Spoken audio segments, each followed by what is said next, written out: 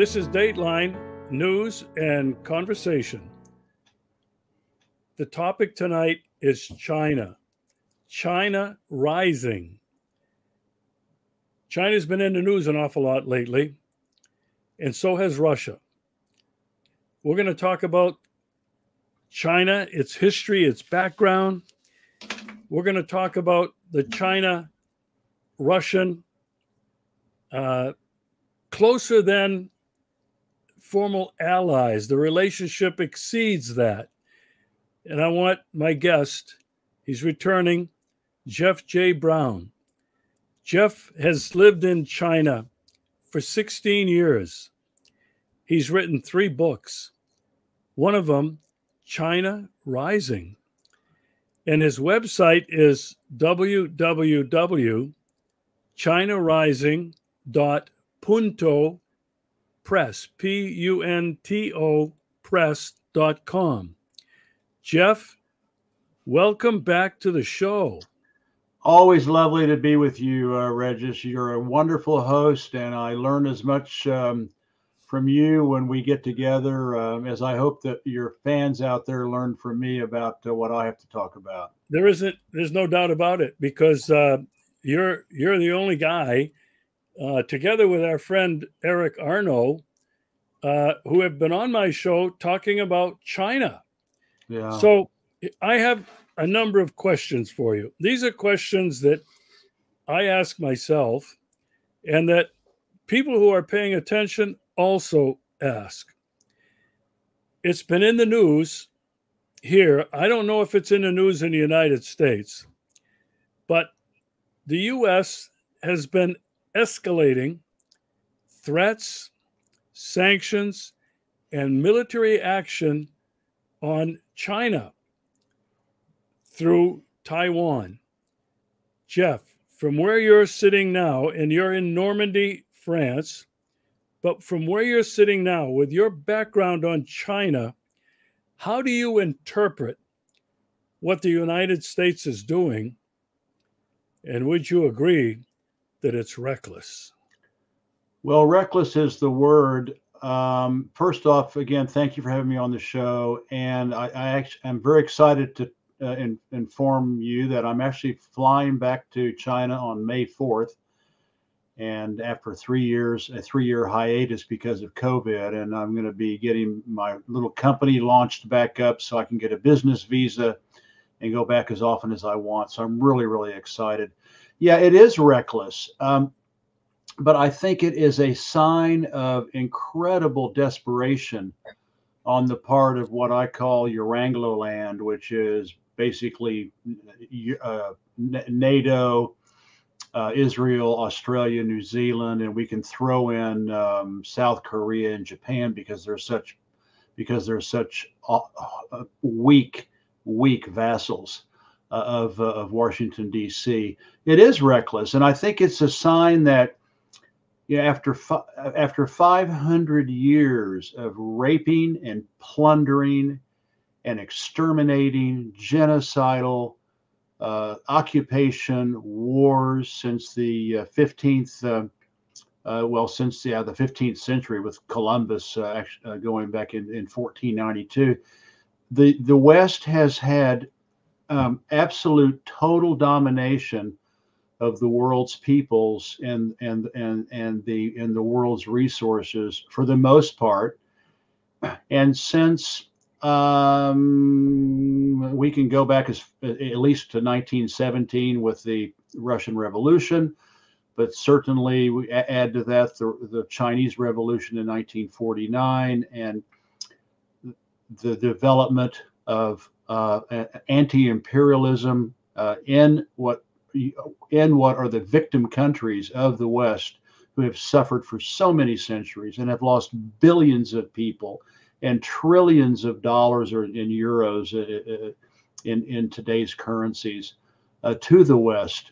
The West now has to deal with Russia, which is independent, unoccupied, China, wealthy beyond measure, rich, powerful, also unoccupied, the DPRK, North Korea, is a huge pain in the neck for the West because it's a thermonuclear power.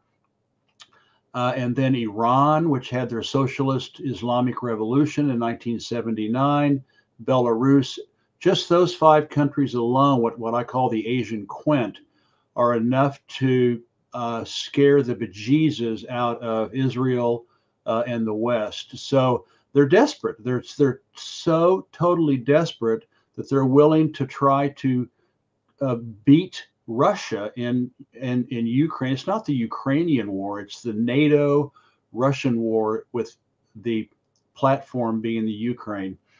And they're going to try to do it in China. I mean, you can just see it coming. They're doing the same thing like they did with Maidan in 2014 in Ukraine to trigger a response from China. Putin was very patient. He waited 8 years. China will wait as long as it can, but it's pretty obvious that that NATO, the Euranglo land, as I call it, which includes Australia and New Zealand and South Korea and Japan, they are preparing for war against China too. And so it's been such a miserable failure in Ukraine. You can just it will be even 10 times a bigger disaster in the Asia Pacific. Well, I've been following both of these stories, U.S. versus Russia, and it is the U.S. versus Russia using NATO, and it's no longer a proxy war. They're all in there, boots on the ground, thousands of them. It's well known. And then I've been following what the United States is doing in the Asia Pacific, and it's total insanity. I mean, the United States is spread so thin now, with 800 bases in some 90 countries around the world, provoking 2 superpowers, nuclear superpowers, directly on their borders with military activity, not to mention the sanctions, which are a declaration of war as well. And you and I both know they are desperate to maintain their domination, their hegemony of the entire world. And they see China probably close to or already surpassed them in terms of economic might. There's no more manufacturing in America. It's most of it's taking place in China. We shipped it all over there. So the only thing they have are these sanctions, these military threats, and they keep escalating them. And we both agree that this is incredibly reckless. I have been saying for years and years and years what you just said about the United States, ever since the 15th century, has done nothing but rape and pillage, first continental United States, and then everything east and west. And it's a sordid history. It's a history of lies. And the American people, unfortunately, cannot accept that their country is only exceptional in terms of decimating the planet, eradicating ancient cultures, and killing billions of people since the beginning. So I have to ask you this now, because I'm not a student of Chinese history. You are. The United States, and we've just been talking about it, has invaded, and I saw this statistic somewhere before, over 500 times other countries, almost every country in the world since 1798, the very beginning of the foundation of the country, and occupying these other countries with massive military bases, multiple military bases. Has China in its history ever done anything like this, Jeff? Not on the same scale, but I would like to point out, yeah, China did occupy northern Vietnam, Annam, which is where we get the Nam part of Vietnam. The northern half of Vietnam for about about 900 years, from 100 AD until almost 1000 AD. And then in the 15th century, they occupied again Vietnam for about 100 years. But this is not like, it's more like a protectorate. It's just the Vietnamese kept their culture, they kept their language, they kept their religion, they kept everything. It was just a sort of like a buffer for the Chinese on their southern flank. I would also like to point out just how big China is, and then I'll get back to Korea, because China had some presence in Korea also. But again, compared to the United States and the colonial West, it's nothing. But China in 200 A.D., when at the end of the Han Dynasty, was and that was the peak of the Roman Empire. That was when the Roman Empire was at its greatest extent, and China had 6 times as much land and 9 times as many people. In fact, all through that period, China consistently had 50% of the world's population and over 50% of the metropolitan population, or city population. So the comparison also, here's this country that's massively bigger than the West. So they go into North Korea. And again, North Vietnam, the Vietnamese are still speaking Vietnamese. They still have their religion, their culture. It's not like in the United States where they go in and completely wipe the people out and make whoever's left a survivor in their image. China, of course, big country. All during the Middle Ages, China was a big brother to Korea. There was a city in North Korea, in what is today North Korea, that on the border, that the Chinese occupied for about 100 years. And then there was another time, I don't remember the dates, it's in my books, but there was another time when they occupied another city for about 30 years. Again, the Koreans speak Korean. They still have their culture. They still have everything. It was, again, more of just more of like a sentry occupation, or a military presence to help calm that border with Korea. During the Ming Dynasty, starting in the 1300s, they were sick and tired of being attacked by the Central Asian tribes. They were a thorn in the side of China for hundreds of years. And these Central Asian tribes in what is today Mongolia, Eastern Russia, south of Vladivostok, Kazakhstan, Tajikistan,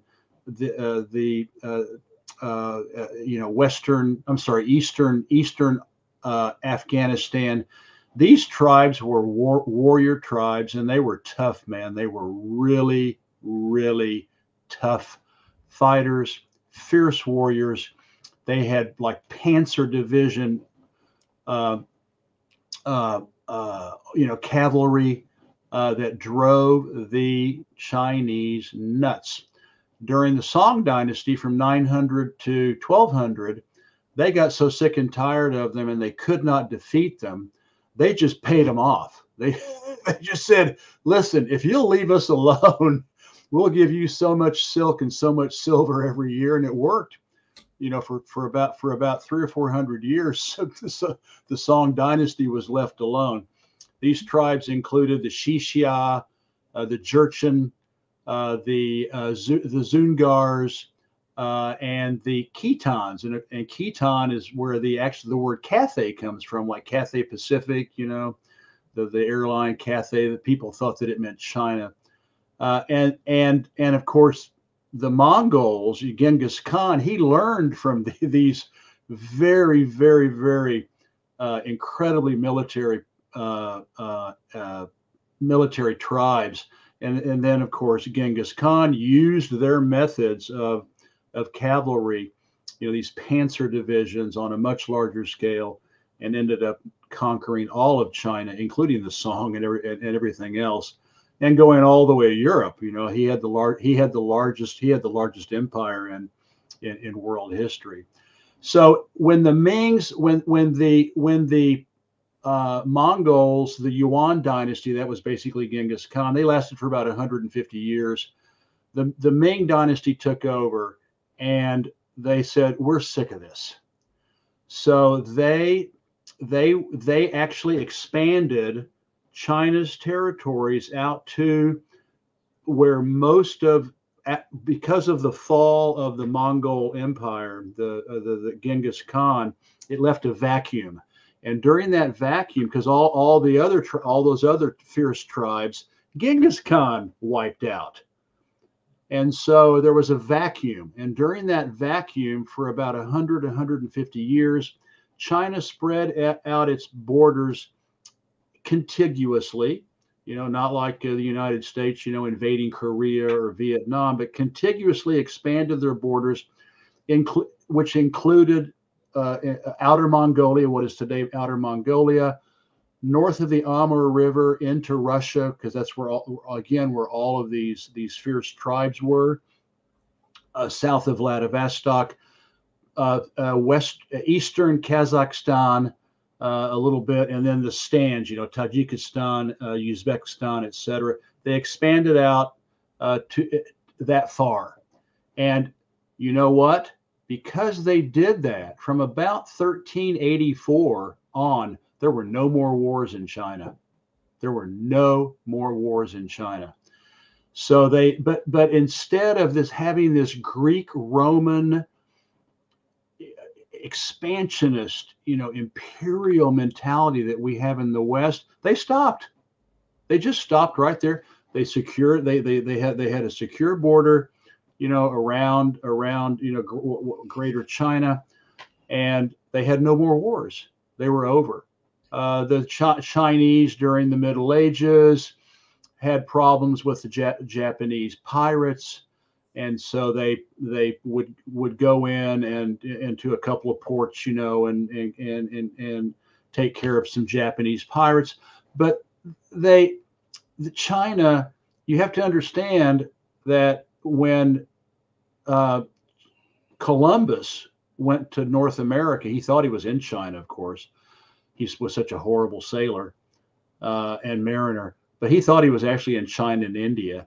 But he 3 generations before that, in 1424, Admiral Zheng He went to all across the Indian Ocean, Africa, the Middle East, all the way down into Southeast Asia. They had huge armadas.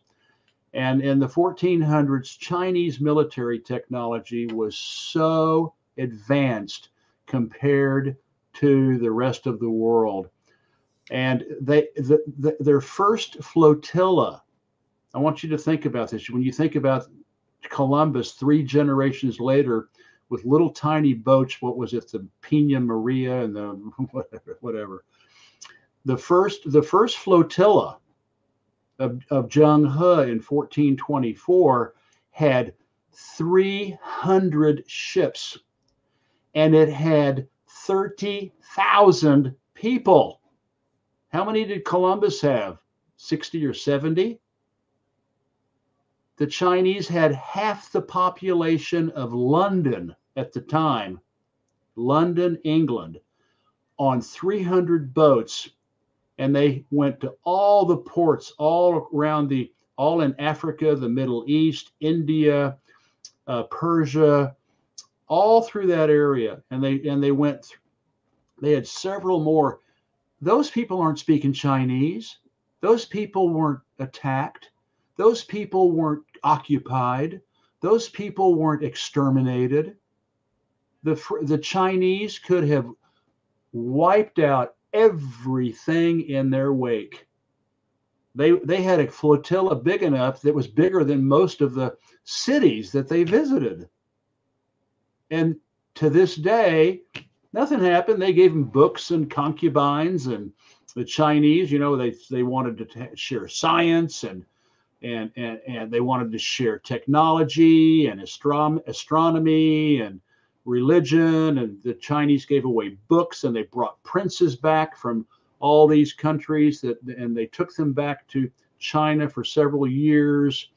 And that is China compared to the Greeks, who went all the way to Crimea, who expanded all the way to Crimea and exterminated everything in their wake. And then the Romans did the same thing. And then the Roman Catholic Church did the same thing. And then the European colonialists did the same thing. And then the United States and France did the same thing, and the Spanish and the Portuguese in North America, and then South America, the British in Asia. The Dharampal, the famous Indian thinker, philosopher, did a actuarial study of India, of the 300 years that the British were in what was considered to be, the crown jewel, India, Burma, Ceylon, Sri Lanka, Pakistan, what used to be the colony of India. And he conservatively estimated that in 300 years, the British genocidally exterminated 500 million locals. And he said that it could be as high as 1.5 billion. And I just read an article that from 18, I think it was like 1880 to 1920, they have shown that the British exterminated 100 million people just in that 40-year period going into the 20th century. So please don't talk to me about, oh, well, the Chinese are just the same. I am so tired of that moral equivalence, because it's a lie. It is not true. The Chinese, we would be speaking Chinese today if they had the same imperial, hegemonic, genocidal DNA that we do in America, because they could have gone all the way to Lisbon, Portugal. I mean, nobody could have stopped them, because they were so powerful. But they didn't. They stayed right there. And then the Qing dynasty, after the Mings were weak, that's when they had their century of humiliation, and the Western powers, took China and raped and pillaged it from 1839 and addicted everybody to opium. The Qing lost almost all of what the Ming gained. And then after Mao and the communists took over in 1949, they settled all of their border disputes with Russia and everybody else. They went back. They ended up with 6% of what the Ming had. They gave back 94% of their land. How many Americans and Europeans do that? They gave back 94% of their land that they had gained during the Ming Dynasty. The only thing now that's left is there's a couple of the Jammu and Kashmir in the Indian Pakistan, and that is a cluster fug that was created by the British to create this problem today. And then Arunachal. So there's only a couple places left in India, and China has solved all of its territorial disputes going back hundreds of years. Wow. This is what I was hoping to learn, because people today, a number of people in the West, and even people here in Russia, are suspicious that China now has imperialistic desires and designs. And even Russia's now, when China and Russia have come so close together, they don't talk in terms of alliances. They talk in terms of a special relationship that goes beyond alliances. People are wondering if here in Russia, if Russia is just going to be a sidecar to China, is going to be really nothing. And they're worried that China will eventually take over. But with what little I know, and I think you just confirmed it, China has never had imperialistic designs. And so, all right, I'm glad that you put that on the table. The history of China has not been one of hegemony, has not been one of imperialism, has not been one of rape and pillage, destroying cultures. It's been about trade. It's been about, and not just in goods, but as you said, ideas and art and culture. Now, Jeff, a lot of people now, including myself, are talking about the One Bridge, One Road, the new Silk Road, which would go from the Far East in China through Russia, down through Ukraine, through the Middle East, and a land bridge all the way to Portugal. But I have argued that this is not an imperialistic design. It is all based on trade, exchange, and not only in goods, but in development. Would you agree with that? Yes, and again, let's go back into history. The original Silk Roads go back before Jesus Christ. Before Jesus Christ. And back then, during the time of Jesus Christ, in Europe, people were practically like living in, I mean, I'm exaggerating, but of course there was the Roman Empire, but I mean, it was so technologically backward. It was so infrastructurally backward compared to China. You really have to understand how advanced China was for 5,000 frickin' years compared to the rest of the world. And the only time that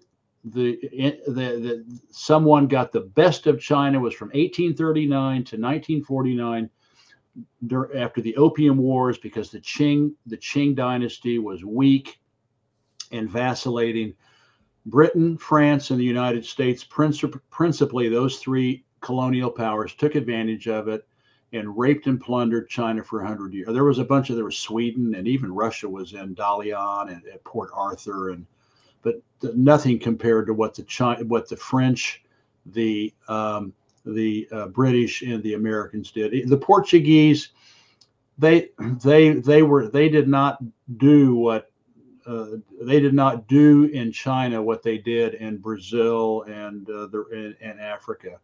Basically, Macau was a trading post, like you were talking about. So we can't really consider Portugal for China, which is why now Macau has no problem reintegrating with mainland China. In fact, it already practically is, except that it has casinos, so they keep a border there, but it's essentially now already integrated into China.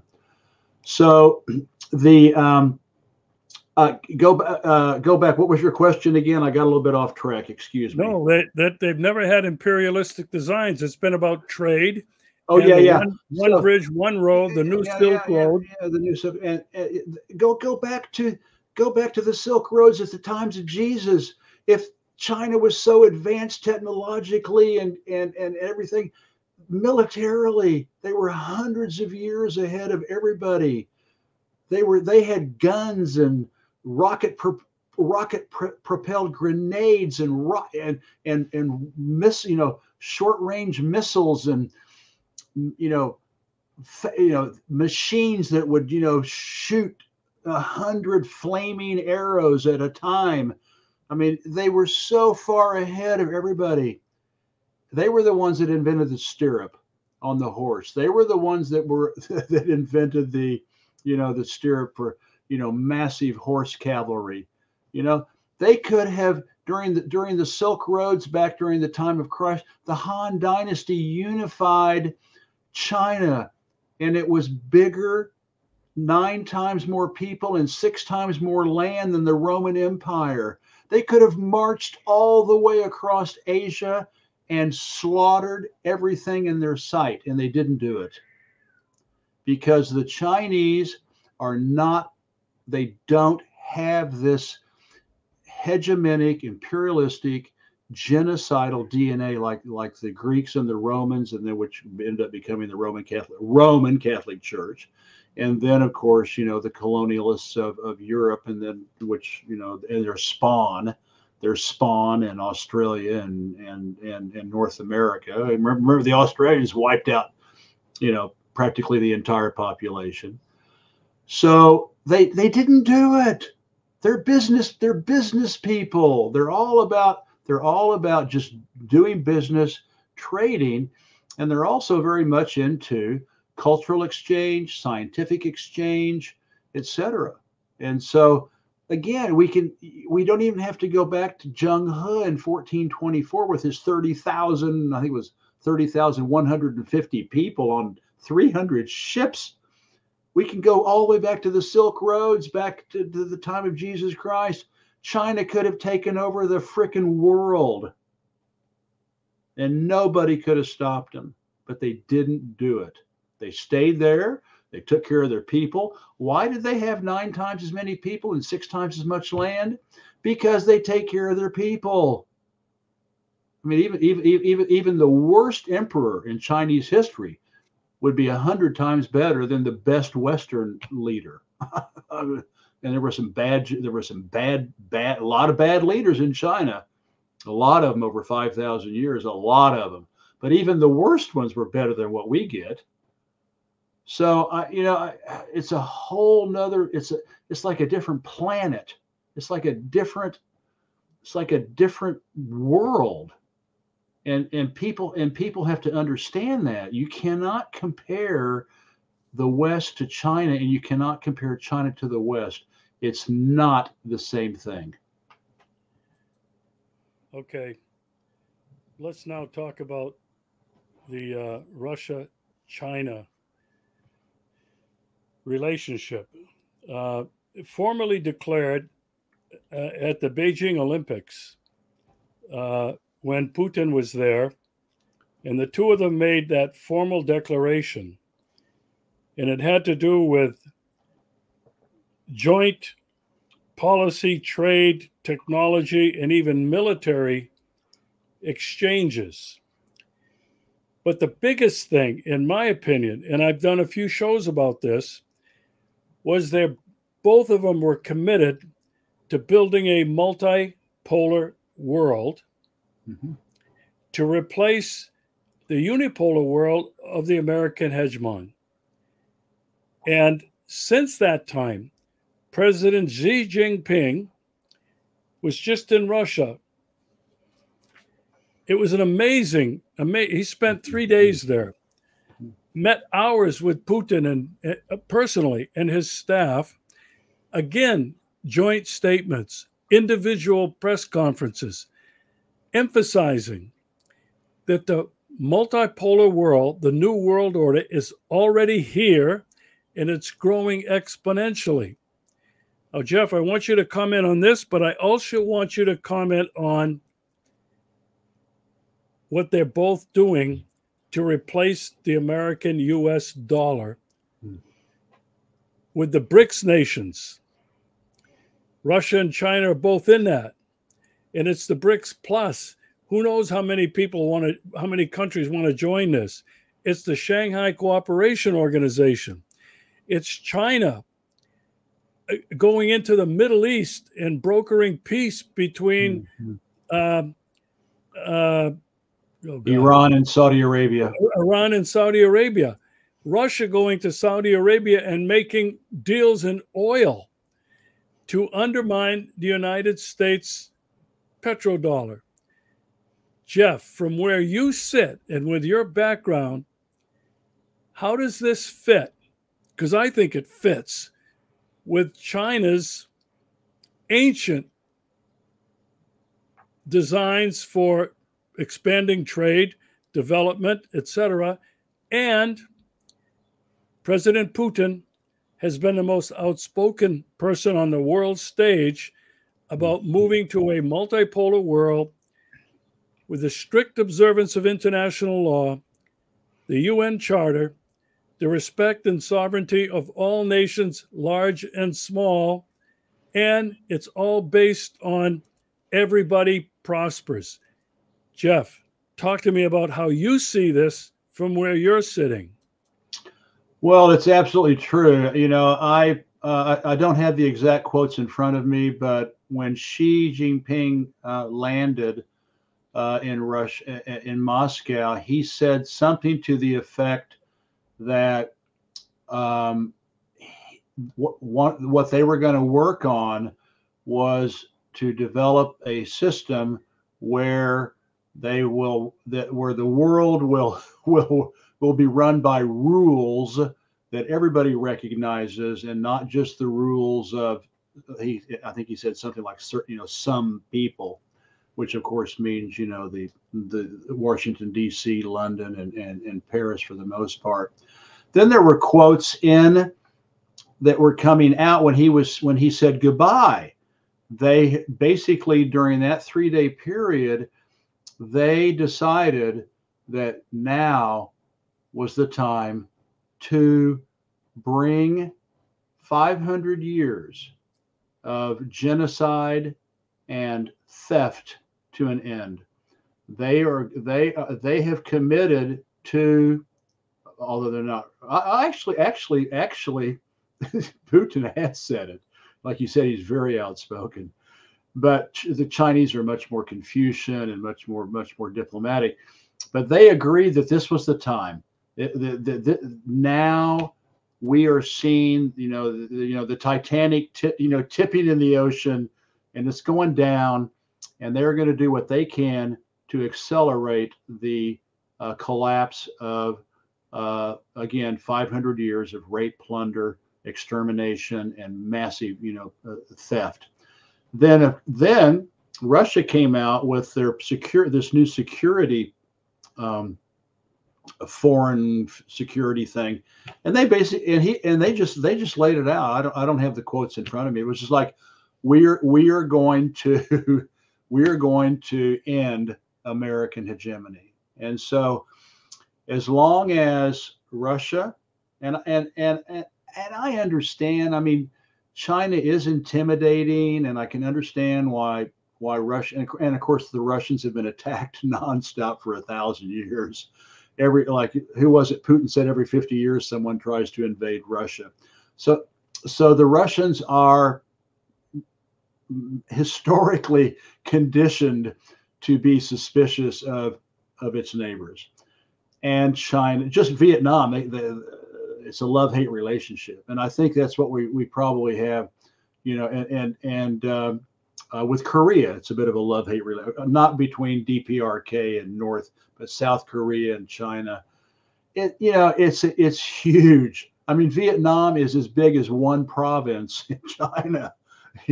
South Korea is big as one tiny province in China. Russia has the same population as like 2 or 3 provinces in China. And so China on the surface can be intimidating, and I understand why they're worried, why they instinctively are worried. But again, you look at the history, it ain't there. So they're doing it. They are actively working to bring down let's call it the American empire. What caused this? What the breach in the imperial dike, so to speak, the breach in the imperial dam, of course, is Ukraine, because it has so backfired on the West. It is such a massive disaster of phenomenal proportions. Although you won't know it in the West because of all the propaganda and the censorship and everything, but you and I know Russia is in control. They're calling the shots.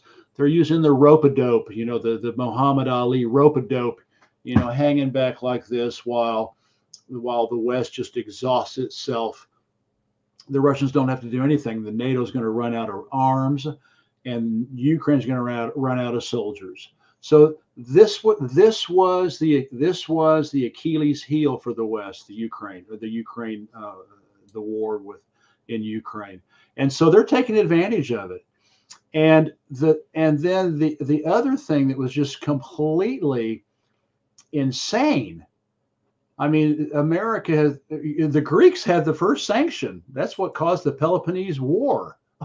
You know, in what was it, 300 and something BC, the Peloponnesian War was caused in great part by sanctions, because I think it was Athens blocked Sparta's port, or Sparta blocked, Athens ports. I mean, this has been going on for so freaking long, and then these, it's just what the West does: sanction, blockade, boycott, and then if that doesn't work, invade and conquer.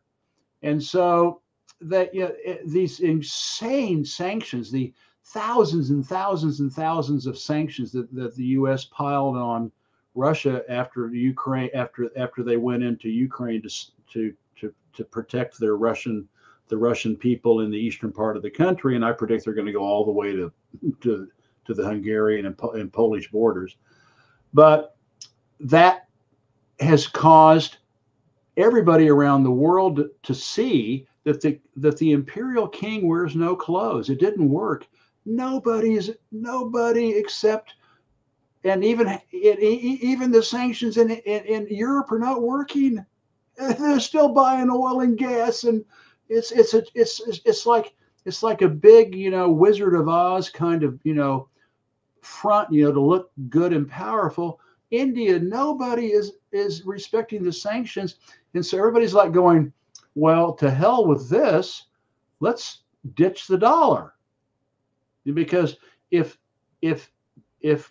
Euranglo can steal $300 billion of Russian assets that were supposedly in Western institutions and banks, if they can steal $300 billion of Russian assets and tell us that we can't listen to Tchaikovsky and we can't read Dostoevsky, if they can do that to Russia, well, all these other countries are going, we could be next.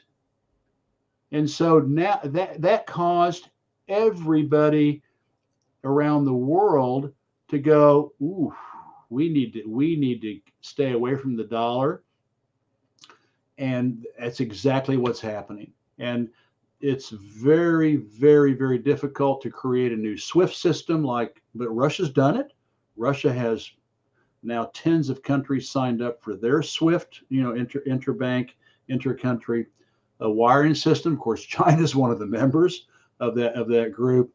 China has their SWIFT system called, I forgot the name. I have it, not CRIFT, but something similar to that. India is now trading. Brazil's now trading. The world who has been raped and plundered for 500 years now sees that their monster that has destroyed them for 500 years is now vulnerable, and everybody, Saudi Arabia, everybody around the world is trying to ditch the dollar because they don't want to end up like Russia. And so that's why they're talking about a BRICS currency. That's why they're talking about doing bilateral trade. Actually, China now, I think it's up to 27% of Chinese trade now. China-Russia trade is based in yuan and ruble. So it's happening, and that is the dollar as the global reserve currency is the only thing that is keeping the Western imperialism from collapsing. If they keep eating away at the dollar and the use for dollars around the world, goes down and down and down, that will really hasten the collapse of Western empire as we know it. And unfortunately for guys like you and me, if we get paid our Social Security in U.S. dollars, we may be working for the rest of our lives because our dollars aren't going to be worth squat when it does happen. But it would be worth it. It would be worth it, I think. What about you? Yeah, well, I agree with all of that, and I've been following it all for quite some time. So I want to talk here before we run out of time. So we've got all of this war and military threats and sanctions, the war in Ukraine, the United States threatening China over Taiwan, sending military equipment, advisors, etc. How many fleets they have in the East China Sea, I don't know anymore.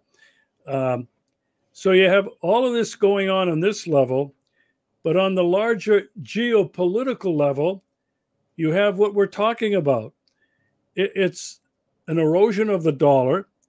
It's an exposing of the emperor who doesn't have any clothes. The only teeth he's got left is military and the threat is nuclear. Will those, whoever they are, whatever you want to call them, in the United States and London and Paris, recognize that their time is over? They will not control the future order of the world. And realizing they've lost, will they take the whole world down with them in a nuclear Armageddon? Your thoughts on that?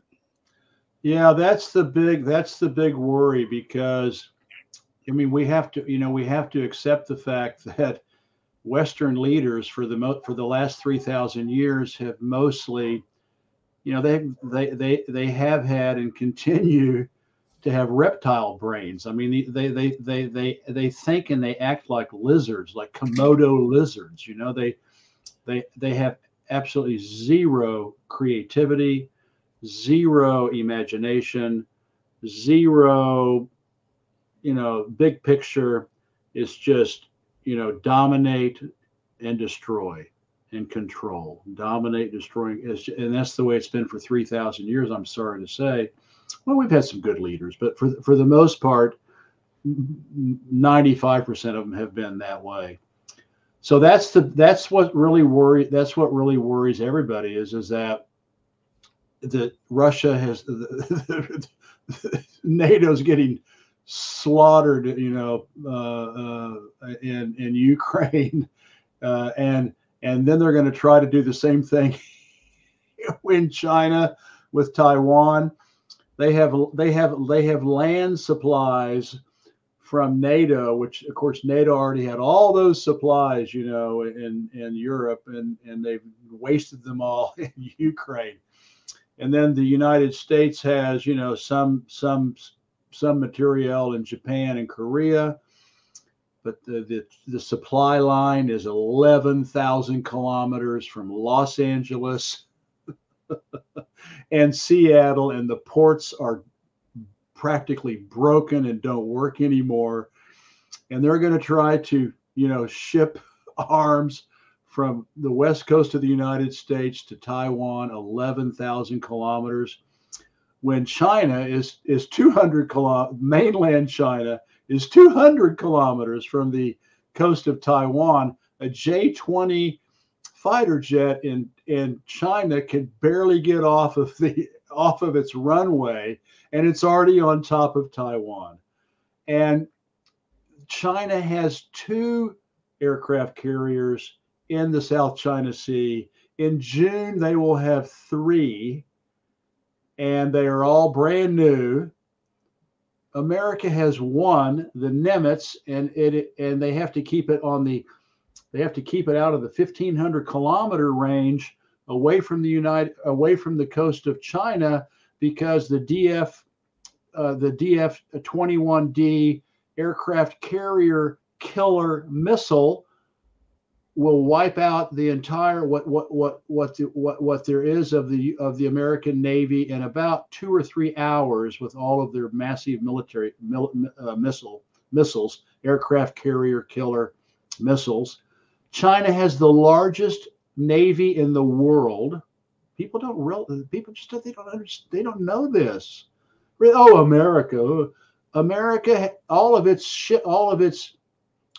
aircraft carrier groups are back in the United States being repaired. They don't even have one in the Middle East anymore. They can't afford it.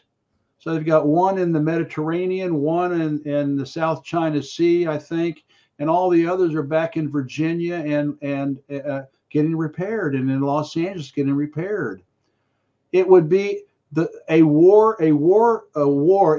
Let's just say, and the only thing that would force China to go into a hot war would be if Taiwan declares independence. That's the red line. I think Biden could visit Taiwan. They're going to huff and puff and, make some noise, and act indignant. But they're going to avoid a hot war if at all possible.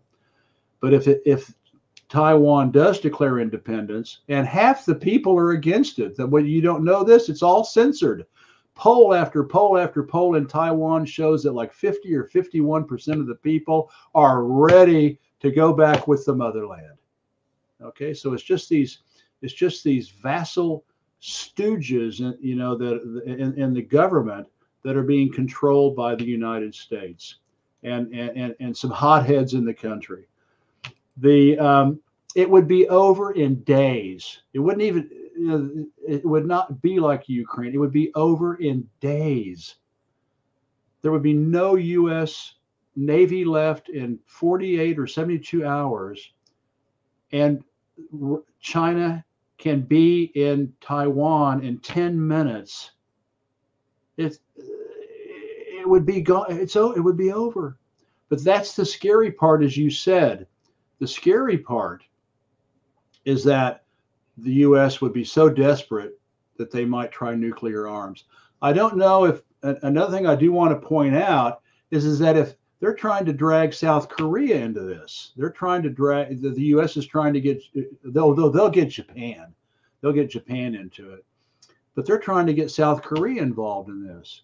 People don't know that China and North Korea have a mutual defense treaty going back to 1960, and they just renewed it in 2020. So if South Korea provides arms to attack Taiwan or any mere soldiers or whatever, that makes North Korea obliged to live up to its defense treaty with China, and all of a sudden, South Korea is going to have 1.2 million ideologically battle-hardened soldiers storming south of the 38th parallel, and North Korea has hundreds of thousands of missiles hidden in tunnels, thousands of kilometers of tunnels. So they would overrun South Korea, and so then America's going to lose South Korea. Can America handle trying to defend South Korea and Japan and Taiwan at the same time, again, with an 11,000 kilometer supply line? It's madness. It's freaking madness. But as lizard brains, reptilian leadership, they're going to try. You mark my word, in the next 5 years, they're going to try. And all it will hasten the complete collapse of Western empire. But as you said, are they so desperate that they will maybe try to launch? And then if they do, North Korea has nuclear weapons that can not only take out the west coast of the United States, but the east coast in Washington, D.C. too.